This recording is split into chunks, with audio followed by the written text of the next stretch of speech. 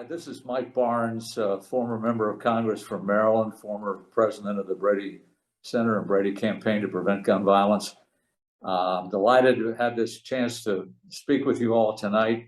I'm sorry I can't be there in person, but I wanted to just say a few things quickly. One is I want to salute Collier Freedom and Moms Demand Action for organizing this event.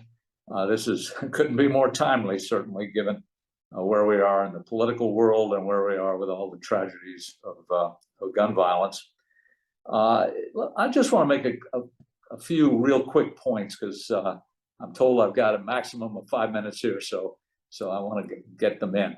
One is that I served in the United States Marine Corps, and the weapon I carried was an assault weapon, and it is absolutely crazy that civilians can buy this weapon. They're fun to shoot. I enjoyed shooting that on the rifle range, but it is insane that Americans have the right to buy and own and keep these kind of weapons. You don't want your next door neighbor having one of these. You don't want me having one of these. So just as one who has used these weapons knows the power of them, they're designed only to kill a lot of people in a hurry. I just wanted to make that point because that's an issue that's still out there in our state and in our nation, and I would love to see some sanity brought to that issue. The second point I want to make is that a lot of Americans are very discouraged about whether anything can really be done about gun violence. Today's an average day in America. About 100 people will die, several hundred people will get shot. This goes on and on every day.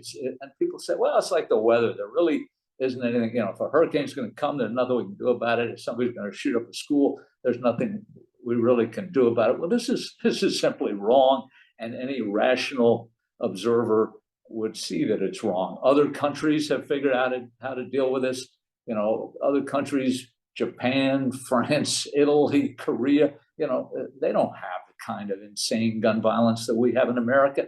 And you don't have to look overseas. If you look in the United States, the states that have the weakest gun laws, Alaska, Wyoming, Alabama, whatever, they have the most gun violence per capita by far. It's not even close. The states that are the safest, if you don't want to get shot, are the states with the toughest gun laws, like Massachusetts, Connecticut, New York, Maryland.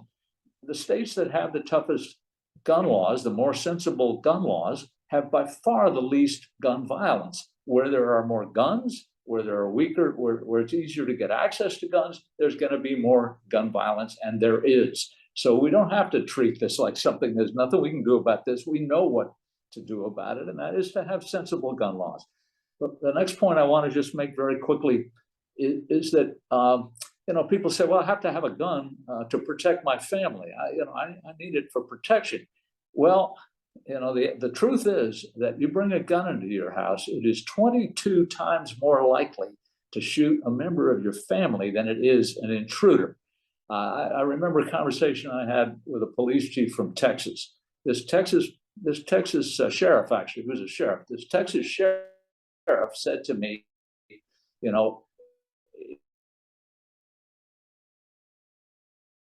bringing a poisonous snake into your house to protect your family. Yes, that snake might bite a burglar that comes in the night, but it's much more likely to bite a member of your family before that ever happens. And he said, if you really want to protect yourself, don't bring a snake into the house. Don't bring a gun into the house. Get a dog. Dogs scare off those burglars and the people that are going to cause you harm. The last point I want to make is that we are, I think, at the best moment in a long, long time to do something sensible about gun violence by changing the people who are in office, who are beholden to the gun lobby. I've watched this issue closely for decades now.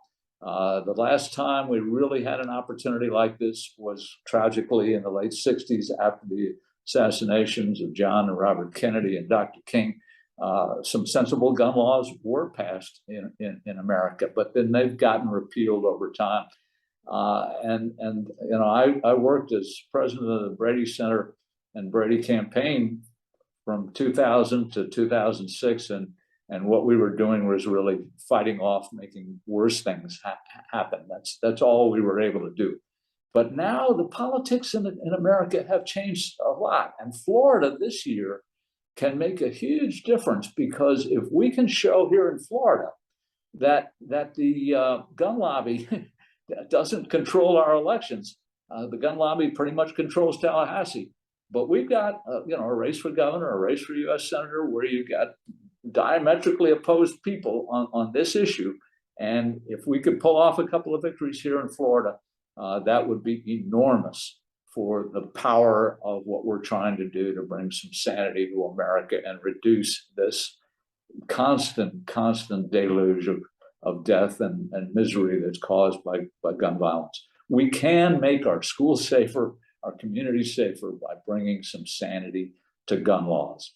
Thank you, everybody, for your interest in this issue. And again, salutes to Collier Freedom and the Moms Demand Action. You guys are doing great stuff here in our community, and it's much appreciated.